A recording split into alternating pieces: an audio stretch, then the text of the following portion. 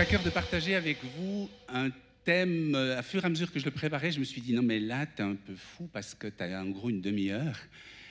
J'ai eu à cœur de parler avec vous de la guérison de l'esprit.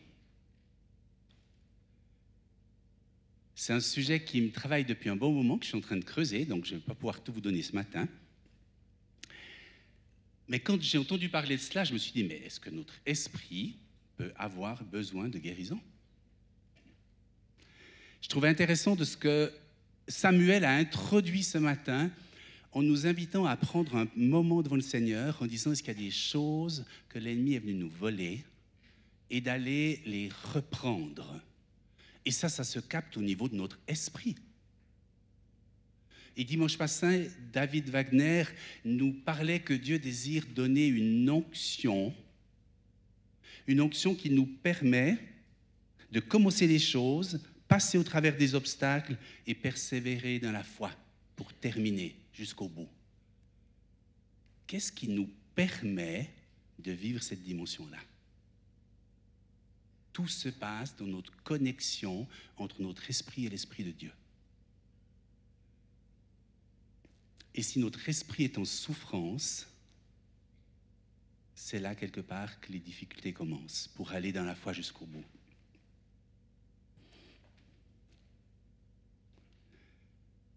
C'est assez fou de voir que quand on vient dire à Jésus, et David Wagner le relevait, c'est trop tard. La fille de Jaïrus est morte et que lui, dans sa connexion avec le Père, voit les choses différemment. Et je crois que chacun d'entre nous, on réalise qu'il y a quelque chose de l'Esprit de Dieu qui est en train de venir sur son peuple et qui désire avoir un peuple qui de plus en plus marche selon ce que Dieu montre, selon une intelligence renouvelée et pas selon ce que notre âme, notre personne humaine pense et voit. Dans la vie de Jésus, qui était aux commandes ? Est-ce que c'était son âme, ses émotions, ses sentiments, etc., qui le conduisaient ? Est-ce que c'était son corps, voire sa fatigue ? Ou est-ce que c'était son esprit ?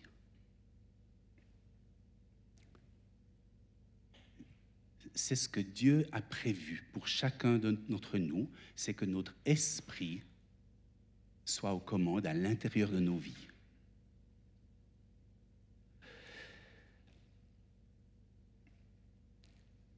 C'est intéressant que Jésus parle de notre esprit.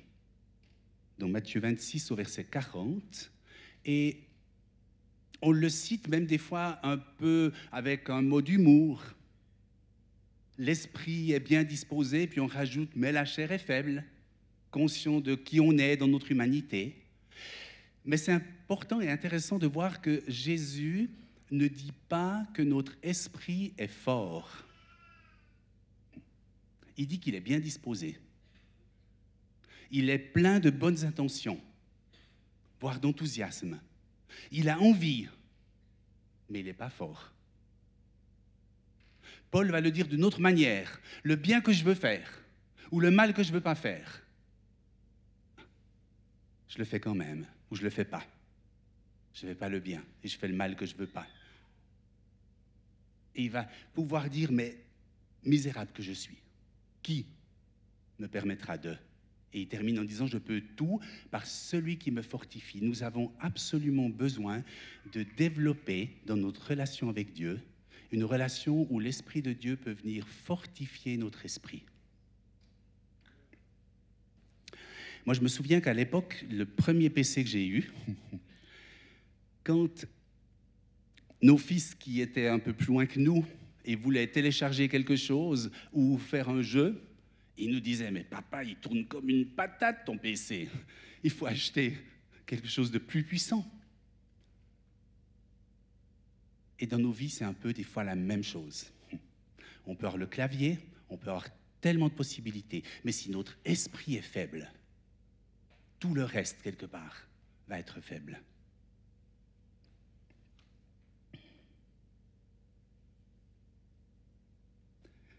En somme, qu'est-ce qui fait souffrir notre esprit ? Voire qu'est-ce qui le blesse ? On pourrait dire qu'un des premiers éléments, ça paraît d'un côté évident, mais c'est ce qu'on appelle la chute. Comme j'ai de plus en plus des personnes dans les entretiens qui sont des personnes qui cherchent la foi, mais qui n'ont absolument pas l'habitude d'avoir un certain langage qui est codé chez nous. Quand nous, on dit « ça vient de la chute », on aurait besoin d'avoir un peu une réflexion des fois en Église, de dire comment est-ce qu'on fait pour, dès le moment où on a des rassemblements qui sont ouverts, que notre langage, tout le monde puisse le comprendre. Alors dans un entretien, une personne me disait « mais ça veut dire quoi la chute ?» Alors j'ai essayé de dire ça en parabole, comme Jésus le faisait. J'ai dit, en réalité, on pourrait dire, tu vois, que Dieu avait prévu que Adam et Ève, mais qui représentent l'humanité, aient une connexion avec lui. Il y avait vraiment un Wi-Fi qui fonctionnait bien. Et l'humanité a choisi de changer d'opérateur. C'était moins cher, il y avait une grande pub, ils ont signé une fois à la sortie d'un magasin, parce qu'en plus, il y avait un cadeau, une Smartbox. Ils se sont dit, génial, on gagne un souper, on payera moins cher. Mais quand ils ont voulu connecter, ça patinait. La plupart du temps, quand il y avait un coup de fil, il fallait rappeler une fois, deux fois, trois fois. On était coupés. Et c'est ce qui s'est passé à la chute. Il y a eu une perte de connexion.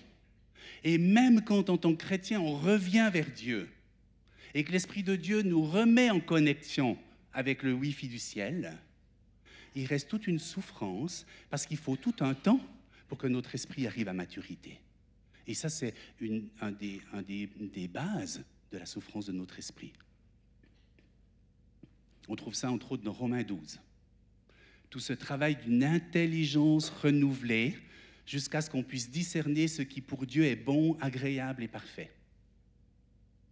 Et Paul va devoir, entre autres, le dire en disant « Mais hey, les gars, ça fait 5 ans que tu appartiens au Seigneur, ça fait 10 ans, ça fait 15 ans. Puis il y a un repas de fête, puis il y a un petit malin qui vient poser un biberon dans ton assiette, puis ça ne te choque pas?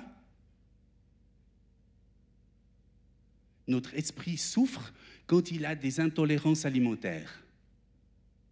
Notre esprit souffre quand il peut se nourrir que des petits pots et pas passer à la nourriture solide.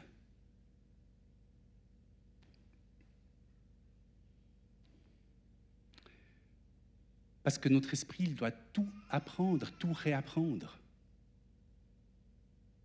Il souffre, par exemple, quand il reste enfant, immature. Il souffre de son manque de développement.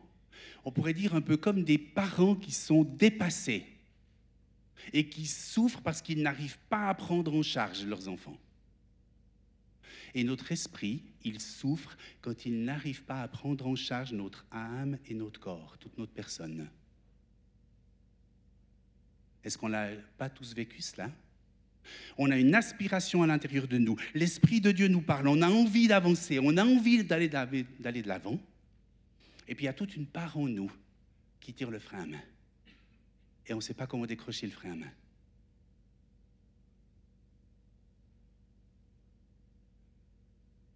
Et Jésus l'a dit à ses disciples, oui, l'esprit est bien disposé, mais vous n'avez pas pu veiller une seule heure avec moi.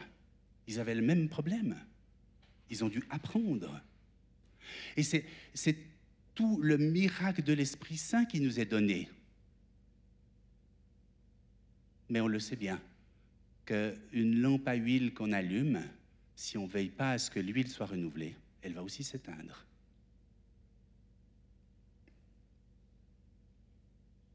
Donc on pourrait vraiment dire que notre esprit, il souffre de son immaturité. Et si ce n'est pas notre esprit qui se développe, et là je te laisserai envoyer le premier, si tu veux bien, la première image. Si ce n'est pas notre esprit qui se développe, je sais j'ai déjà parlé de cela une fois, mais différemment, c'est le premier dessin. C'est l'âme qui est aux commandes. Et notre âme, elle se nourrit. Et si on ne fait pas attention, notre âme va grossir, grossir, grossir. Et plus elle va prendre de la place, parce qu'il y a une sphère un peu limitée quelque part, plus notre esprit va être blessé. J'ai réalisé ça lors d'un voyage, dans le TGV. Et la personne qui est venue s'asseoir à côté de moi, elle était très sympathique. Mais le voyage a été un peu inconfortable, parce il aurait fallu 3 sièges. Mais ça n'enlève rien du tout à la qualité de la personne. Tout comme notre âme n'est absolument pas une ennemie. Elle est exactement comme un enfant. Un enfant n'est pas un ennemi. Mais si on en fait un enfant roi, si on le laisse tout faire, s'il n'a pas un cadre, s'il n'y a pas une autorité, alors oui, ça devient catastrophique. C'est Watchman Nee dans son livre « Le pouvoir caché de l'âme » qui dit la chose suivante: l'âme est très convoitée par l'adversaire. Il cherche à fortifier l'âme pour lui donner le pouvoir de lutter contre notre esprit et contre l'Esprit de Dieu. Et si on est honnête, on le vit tous, ce phénomène-là. Vous voulez vous mettre à l'écoute de l'Esprit de Dieu, et tout dépend de ce qui vous préoccupe et qui n'est pas encore digéré au niveau de votre âme. Il y a un volume à l'intérieur, au niveau de notre âme, qui fait que le murmure doux et léger de l'Esprit, on n'arrive pas à le capter. C'est intéressant de voir que Élie, dans 1 Roi 19, verset 12, il a fait un peu cette expérience-là. Dieu n'était pas dans le tumulte, le tonnerre, etc. Dieu était dans le murmure doux et léger. Et plus on va apprendre à avoir un esprit en bonne santé, qui est fortifié, qui est capable de saisir le murmure doux et léger, plus on va vivre cette promesse de l'Écriture: mes brebis entendent ma voix et elles me suivent, elles me connaissent, elles connaissent ma voix et elles ne suivent pas les voix étrangères. Et dans les temps qui viennent, on aura un besoin toujours plus grand de pouvoir marcher par l'Esprit. Parce que les voix étrangères, il y en a. Les jeunes l'ont relevé tout à l'heure, où il y a un positionnement aussi par rapport à toute une immoralité qui envahit la planète. Et de dire, mais comment est-ce que nous, on veut vivre en respectant la personne que Dieu a fait, la personne que l'on est?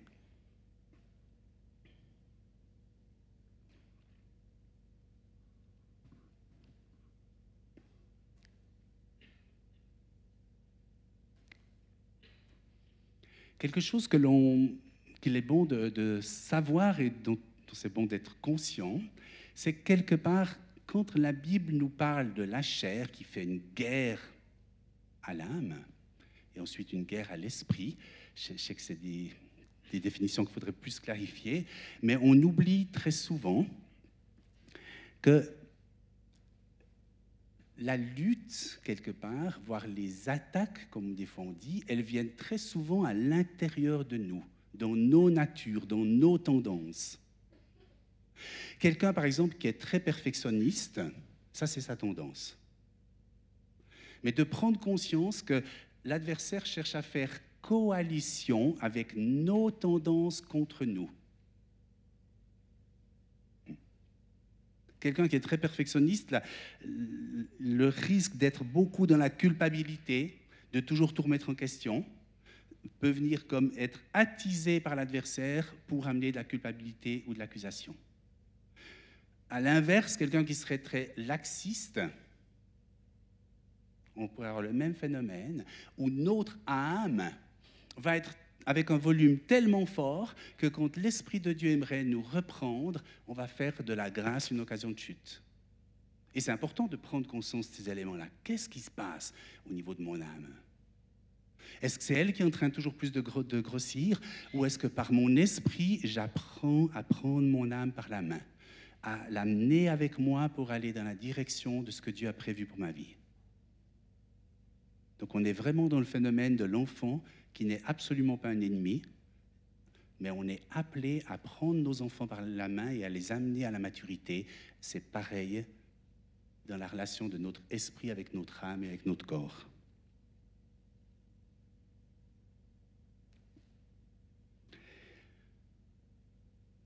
Que se passe-t-il quelque part si c'est notre âme qui est aux commandes, voire si c'est notre âme qui inspire nos prières? On a une description dans Jacques 4, verset 2. Vous convoitez et vous ne possédez pas, vous êtes meurtrier et envieux et vous ne pouvez pas obtenir, vous avez des querelles et des luttes et vous ne possédez pas parce que vous ne demandez pas. Vous demandez et vous ne recevez pas parce que vous demandez mal dans le but de satisfaire vos passions.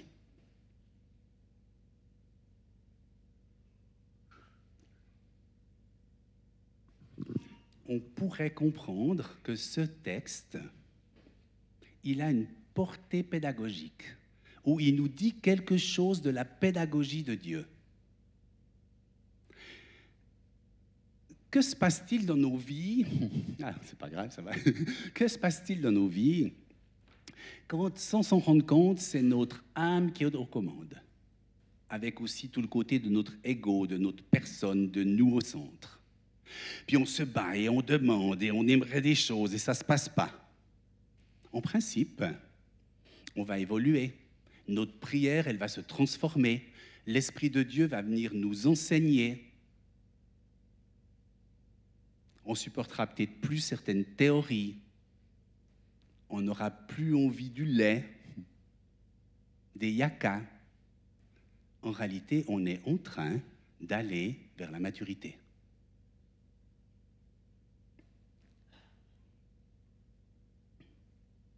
Qu'est-ce qu'on penserait de parents qui, chaque fois que leur enfant arrive à la caisse d'un grand magasin et réclame, vous savez, c'est comme par hasard, c'est toujours à la hauteur des yeux des enfants, hein, on connaît, mais qui chaque fois aimerait la branche de chocolat ou le paquet de bonbons, et si sa mère ne le lui achète pas, il se roule par terre et il fait une crise, et chaque fois la mère le lui achète en disant « Ah, il ne faut pas qu'il soit frustré ». Est-ce que les crises vont aller en diminuant? Et est-ce qu'on va le préparer à être prêt à affronter les frustrations de la vie? Et quand on réalise que Dieu est autant un père et une mère bienveillants qui veut nous amener à la maturité, si on peut vivre nos différentes épreuves et difficultés, voire nos frustrations, dans la dimension de Romains 8, 28, qui nous dit que Dieu a cette capacité de faire concourir toutes choses au bien de ceux qui aiment Dieu, alors les éléments de nos vies commencent à prendre une autre tournure. Et notre esprit va commencer de plus en plus à venir aux commandes. Et on va prendre notre âme par la main pour l'amener à la maturité.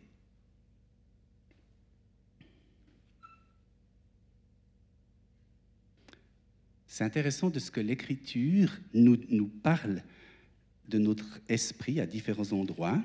Par exemple, dans 1 Corinthiens 2, au verset 11, 1 Corinthiens 2, verset 11, « Qui connaît les choses de l'homme, si ce n'est l'esprit de l'homme qui est dans l'homme ?»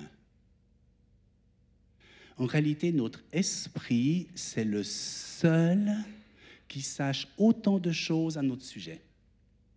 Personne d'autre que notre esprit sait autant de choses à notre sujet, à part l'Esprit de Dieu. Et c'est la raison pour laquelle l'Esprit de Dieu va toujours chercher à communiquer avec notre esprit. On arrive un petit peu mieux à comprendre l'enjeu de l'Esprit aux commandes, ou pas?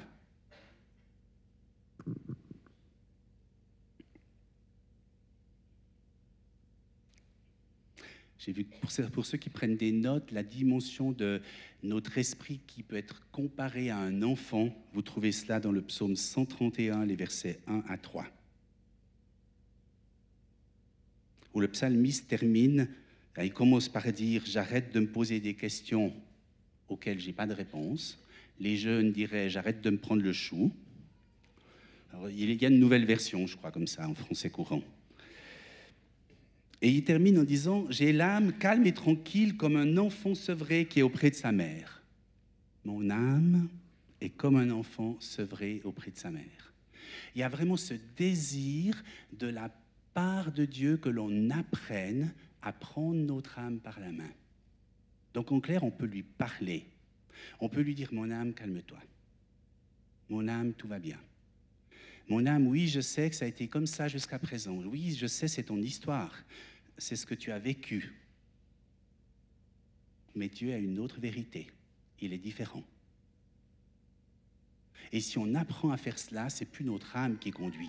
C'est plus un enfant intérieur qui nous tire par le pantalon parce qu'il a peur, ou parce qu'il veut, ou parce qu'il veut pas. Intéressant, si on va un peu plus loin, dans le psaume 43, verset 5, le psalmiste parle à son âme. Pourquoi t'as battu mon âme et gémis-tu au-dedans de moi? Espère en Dieu, car je le louerai encore, il est mon salut et mon Dieu. On a deux mouvements très clairs. On a une âme qui s'abat, qui est triste, qui est découragée, et on a l'esprit, le psalmiste qui, par son esprit, s'adresse à son âme et l'exhorte. De toute manière, nous avons tous un dialogue intérieur. Nous nous parlons. Donc la vraie question, c'est de quelle manière est-ce qu'on va se parler? C'est intéressant de ce qu'on a un peu comme trois catégories de dialogue intérieur. Vous avez toute une population, quelque part, qui a une tendance à être plutôt assez bienveillante avec elle-même. Vous avez d'autres personnes, et ça je peux vous dire que je pose souvent cette question dans les entretiens de relations d'aide. Est-ce que vous êtes plutôt dans votre relation avec vous-même bienveillant? Ou est-ce que vous êtes plutôt très exigeant? Ou est-ce que vous êtes plutôt un peu froid et distant? Alors des fois ils me disent un peu les trois, parce qu'on est en Suisse quand même. Juste au milieu. Mais quand on gratte un tout petit peu, il y en a un qui prend la tête.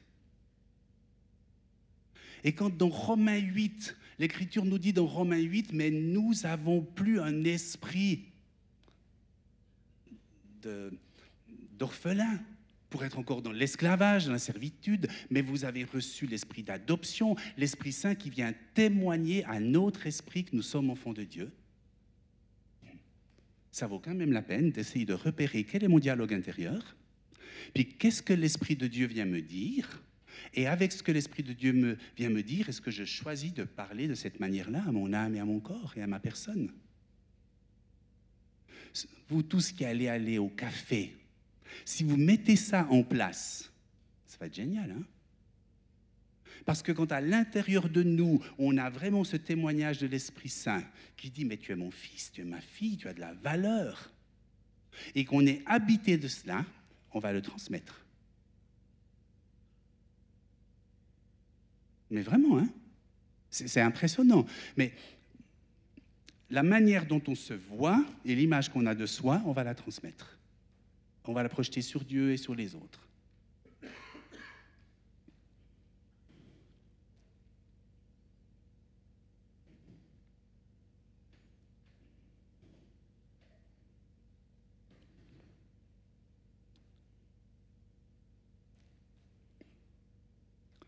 C'est intéressant d'observer que quand Jésus, après sa résurrection, les paroles de Jésus après sa résurrection, on trouve dans Jean 20, au verset 16, où Jésus va dire « Je m'en vais vers mon Père et votre Père, vers mon Dieu et votre Dieu. » Et un jour que je méditais un peu ce texte-là, c'était comme une révélation pour moi. Il y a les deux aspects de ce que Dieu désire pour chacune de nos vies. Il y a en même temps cette relation de mon Père et votre Père, parce qu'il y a tous ces besoins à l'intérieur de nous, d'une âme qui doit être restaurée, on pourrait dire de cet enfant qui doit grandir, mon Père et votre Père. Et vous le savez, on ne peut pas devenir nous-mêmes des pères si on n'a pas appris à être des fils. Jésus fonctionnait comme ça. Il était le fils avec son Père, il était le Père pour ses disciples et pour les autres. Donc, mon Père et votre Père, et ensuite, mon Dieu et votre Dieu. Là, il y a toute la dimension de la maturité. Et c'est un équilibre. Et on a besoin des deux. Je le vis régulièrement avant les entretiens. Cette dimension où je peux être comme un fils devant Dieu en tant que père. Je sais qu'il m'aime, qu'il me donne mon identité, qu'il m'établit, qu'il m'équipe. Et je lui demande son équipement. Et ensuite, je peux aller vraiment, mon Dieu et votre Dieu. Je peux aller dans la dimension de maturité pour apporter à d'autres.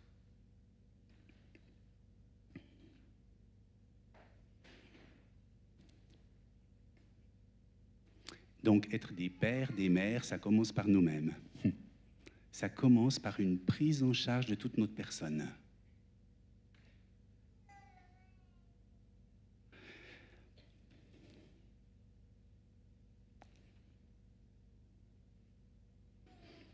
C'est intéressant si on est un peu attentif à notre esprit. Notre esprit va nous faire des appels du pied quelque part. Il sait de quoi il a besoin. Moi, je vous propose d'avoir un peu comme 2-3 minutes où intérieurement, vous essayez de repérer ce que l'Esprit Saint souligne dans votre vie à ce sujet-là. Qu'est-ce qui fait du bien à votre esprit? Qu'est-ce qui le fortifie? Puis au contraire, qu'est-ce qui le fait souffrir? Essayez juste de repérer. Qu'est-ce qui fait du bien? Qu'est-ce qui fortifie mon esprit? Et au contraire, qu'est-ce qui le fait souffrir? Prenons peut-être une minute comme ça. Juste, qu'est-ce que l'Esprit de Dieu souligne?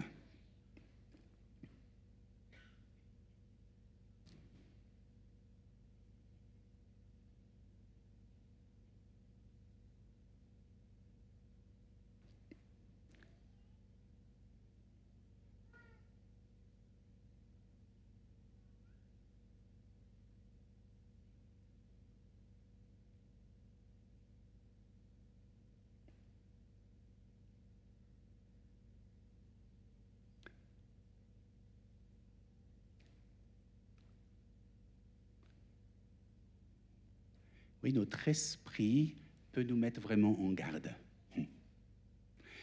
Je vous propose qu'on voit ensemble quelques éléments de ce qui vient fortifier, voire amener de la guérison à notre esprit. Ça a été relevé tout à l'heure, mais nous sommes prévus pour adorer Dieu. Dieu a prévu qu'on adore en esprit et en vérité. Alors, je ne sais pas si vous êtes comme moi, dans l'idéal, j'aimerais vraiment avoir plus souvent des temps d'adoration. Parce qu'il y a une différence entre la louange et l'adoration. La louange, on remercie Dieu pour qui il est, pour ce qu'il fait. Puis dans l'adoration, vous êtes dans ces moments-là où, quelque part, il y a juste une référence. Vous êtes là. C'est magnifique. C'est Dieu. Vous êtes dans sa présence. Et je posais la question au Seigneur, j'ai dit, mais moi, j'aimerais bien avoir plus ces temps-là. Puis des fois, c'est un petit peu le défi de jongler entre les agendas et le temps. Et j'ai découvert en réalité que, par exemple, au travers du parler en langue, c'est un cadeau que Dieu nous donne et qui nous permet de rapidement être dans l'adoration. Il y a plusieurs sortes de parler en langue. L'Écriture nous en parle. Vous avez peut-être déjà réalisé que quand vous êtes en train, comme dit l'apôtre Paul, quand je prie en langue, mon intelligence, elle est à la pause, elle va au café, là, au rond, et mon esprit est en communion. Et pendant que je suis en communion et que je prie pour quelqu'un, on a été invité tout à l'heure à davantage prier pour nos responsables et entre autres pour Nicolas et Caroline. Si vous priez pour Nicolas et Caroline, et si je prie pour eux, et on aime le faire avec Martine, mais une fois qu'on a dit, ben Seigneur, tu les gardes, tu les protèges, tu les bénis, Alléluia, merci pour leurs enfants. Et si on commence à ce moment-là à prier dans l'esprit, et qu'on est à l'écoute intérieurement, l'Esprit Saint va commencer à venir donner dans notre esprit d'autres éléments. Et on va prendre le relais et continuer de prier avec l'intelligence. Et quand on arrive au bout, hop, il y a comme ce mouvement, cette respiration. Et c'est fabuleux. Et vous réalisez des moments tout à coup que l'Esprit de Dieu, il vous conduit dans une prière d'autorité et de combat. Et on sent clairement la différence. Chez moi, je sais qu'il y a par exemple beaucoup plus de voyelles, j'ai remarqué ça. C'est vraiment, je réalise là, on est vraiment dans une prière de combat. Puis d'autres moments, il y a quelque chose de la consolation. On doit redécouvrir ces éléments-là. Et puis l'adoration, de pouvoir être intentionnel. Père, je veux prendre un temps d'adoration. Et on prie en langue. Puis la même chose, il y a des choses que l'Esprit de Dieu nous donne et on les communique. Et on repart dans un temps de prière en langue, d'adoration. Et notre esprit est tellement fortifié et guéri là au travers. Est-ce qu'on est conscient qu'un non-croyant ne peut absolument pas vivre cela? Et qu'on a un privilège de ouf? On ne va pas s'en priver, hein?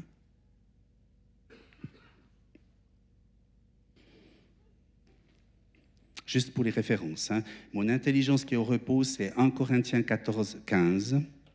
Et puis, ce qui vient fortifier mon esprit, 1 Corinthiens 14, verset 4. Comme ça, à la fin, vous n'allez pas venir me demander les références, mais vous pouvez quand même si vous voulez.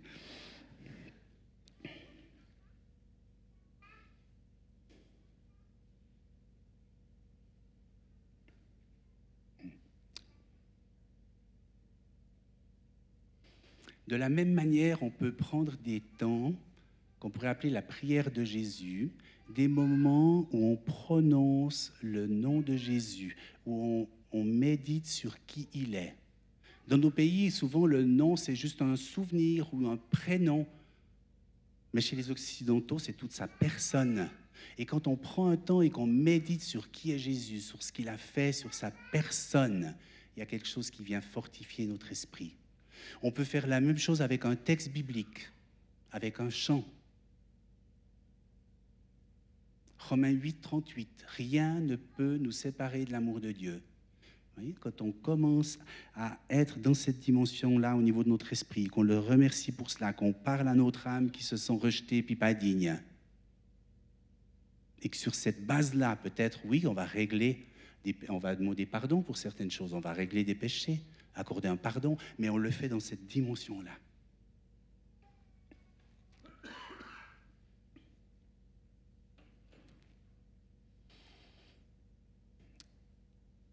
Je te propose de mettre le deuxième élément. Notre esprit peut aussi souffrir de ce qu'on pourrait appeler le modelage. Nous avons besoin d'apprendre dans tous les domaines de notre vie. On a autant besoin d'apprendre au niveau physique, tout comme on apprend à marcher, on apprend plein de choses avec notre corps, tout comme on doit apprendre au niveau de notre âme. Je me souviens de ces amis qui ont adopté 2 enfants, et par des concours de circonstances, ces enfants n'avaient jamais vu quelqu'un rire. Et quand ils sont arrivés dans la famille d'adoption, et qu'ils ont vu leurs parents adoptifs rire, ils couraient à la salle de bain, et ils testaient différents rires. Ils ont fait ça pendant plusieurs semaines. On apprend. On a besoin de tout apprendre. Et notre esprit a aussi besoin d'apprendre les choses spirituelles et les choses de Dieu.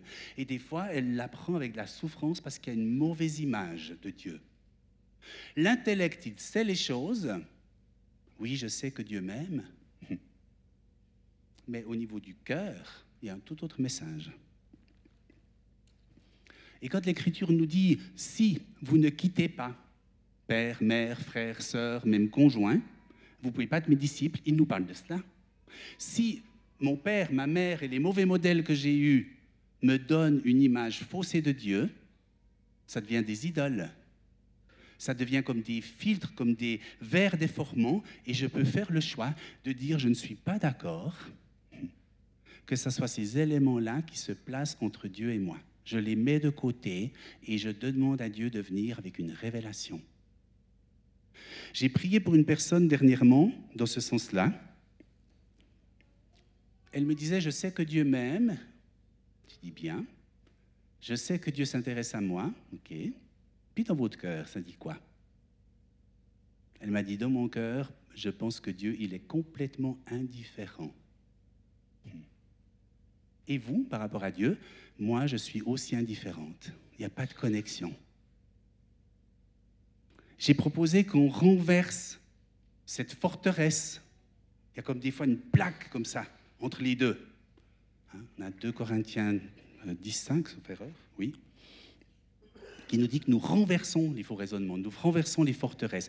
Et au moment où j'ai prié pour cette personne, parce que l'Écriture nous dit que ces forteresses, elles s'opposent à la révélation de Dieu, j'ai dit, et puis alors là, qu'est-ce que l'Esprit de Dieu peut vous dire maintenant? Ben, elle m'a dit, c'est pas encore tout à fait ça. Ok. Elle m'a dit, j'ai vu comme un géant à l'intérieur qui m'a dit, parce que tu crois que je vais m'en aller comme ça? Et là, j'ai résisté en étant ferme dans la foi de l'œuvre de Jésus-Christ, ferme par rapport à l'autorité de Jésus pour dégager ce mensonge. Et là, on a pris un temps d'écoute.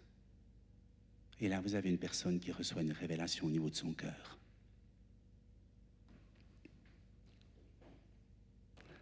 Parce que si notre cœur ne peut pas savoir que Dieu est amour, on a un souci.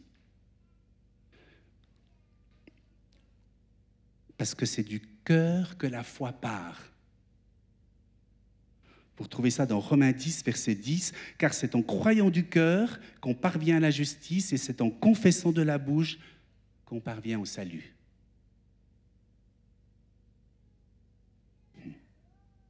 On comprend bien pourquoi, pour des personnes qui n'ont pas encore découvert l'Évangile, on est invité à mener un combat. Et le combat, il se passe vraiment à l'intérieur.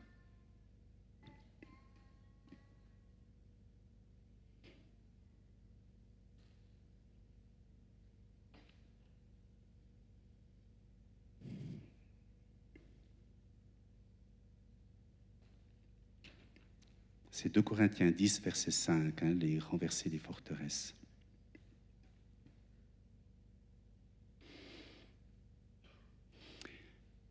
On pourrait se poser la question, voire être en risque, de tout à coup devenir un peuple, ou alors il faut que ça soit l'esprit qui soit aux commandes, puis il faut marcher que par l'esprit, et puis alors attention à l'âme, et puis devenir un peuple de Dieu complètement déconnecté. Et ce n'est pas du tout le message de l'Évangile. Je vous propose de regarder le modèle de Jésus. C'est très étonnant, Jésus a des émotions très fortes. Je vous en donne quelques-unes.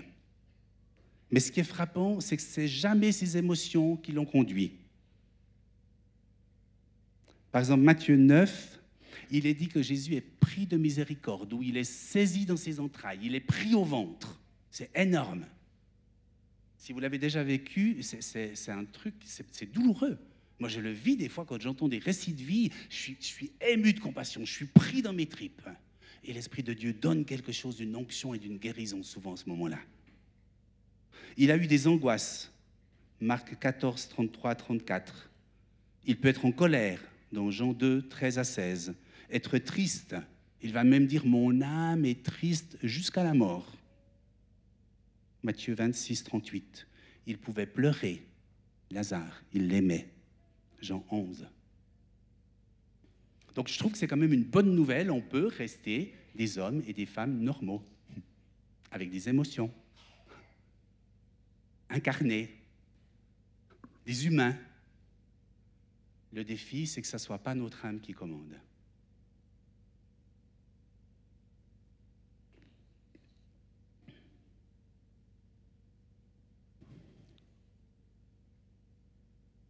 On peut vraiment apprendre à vivre selon l'équilibre de Jésus.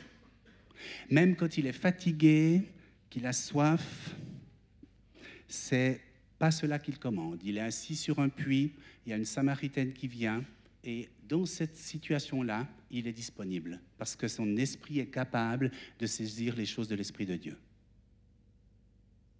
Et de vivre une vie comme ça, c'est passionnant. Si le temps le permettrait, j'aurais plusieurs témoignages à vous donner, où de plus en plus, c'est ce que l'Écriture dit, les fameux « il arriva que ». Jésus se rendit de tel et tel endroit à tel et tel endroit, il arriva qu'une femme, il arriva qu'un homme, il arriva. Et c'est tellement moins lourd que d'être complètement speed, en se disant « il faut absolument que je découvre qu'est-ce que le Seigneur y veut ». Il y a quelque chose de naturel, c'est un style de vie. Et quand c'est là, c'est là.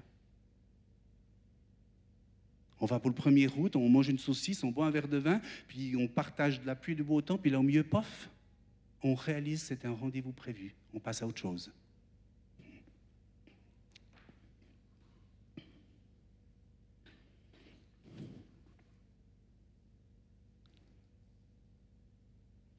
Et j'aimerais pour terminer, simplement rappeler ce verset de Romains 8, qui nous rappelle que Dieu a prévu que tout l'héritage de Jésus, que la manière dont Jésus vivait, il désire par son esprit permettre que ça soit aussi possible pour nous.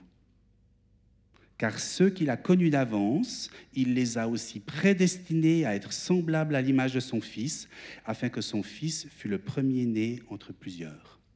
C'est ce qu'il a prévu, qu'on puisse marcher par l'esprit, qu'on puisse prendre en charge notre âme et notre corps,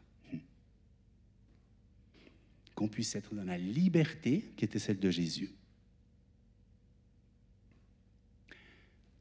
Alors j'ai envie d'offrir un peu comme deux possibilités.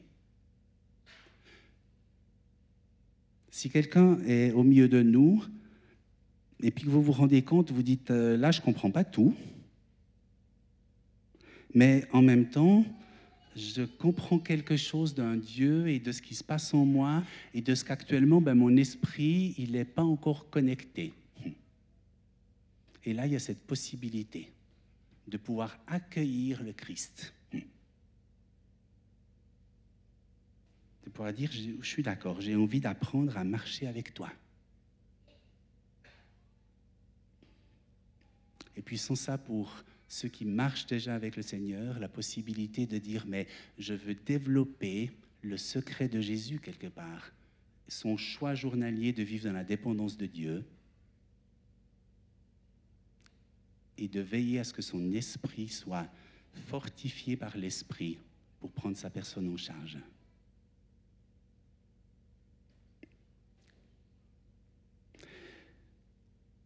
C'est pas obligé, je sais qu'on le fait quelquefois. Ça peut être l'occasion de se lever, c'est une manière de dire, avec mon esprit, je fais un choix. Alors si vous désirez vous lever en manifestant devant Dieu, oui, moi je veux développer ce style de vie davantage. Je veux pas que ce soit mon âme aux commandes, mais mon esprit, et je prierai pour vous.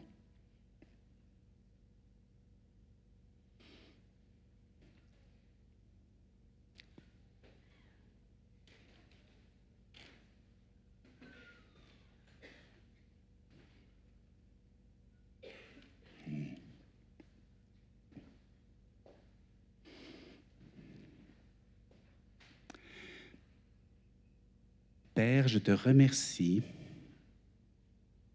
Je te remercie de ce que tu as prévu que nous soyons tes fils et tes filles. Tu as prévu que nous puissions marcher à la suite de Jésus, marcher par l'Esprit. Et je te remets mes frères et mes sœurs, tu connais leurs histoires de vie. Et je te demande que là où leur esprit est encore un peu faible ou en souffrance, que par ton esprit tu viennes libérer, guérir ce qui doit être libéré et guérir. Nous nous réjouissons, Seigneur Jésus, par ton autorité, de pouvoir dire que tout ce qui est du domaine de forteresse et de faux raisonnements, nous les renversons par ton autorité. Nous ne permettons pas à des mensonges et à une œuvre de l'ennemi d'empêcher ton peuple de marcher avec toi, Jésus, Prince de la paix. Nous venons rechercher ce qui a été volé, cet héritage, de pouvoir vivre comme des fils et des filles, équipés des dons de l'Esprit. Et nous voulons que dans notre esprit, ce soit les paroles de sagesse, de connaissance, de discernement, de prophétie, que ça soit une onction de guérison, de miracle, de foi. Nous voulons que ces éléments-là soient l'héritage de ton peuple et nous l'appelons et nous le recevons. Et nous nous dégageons d'une mentalité d'esclave par ton autorité, Jésus.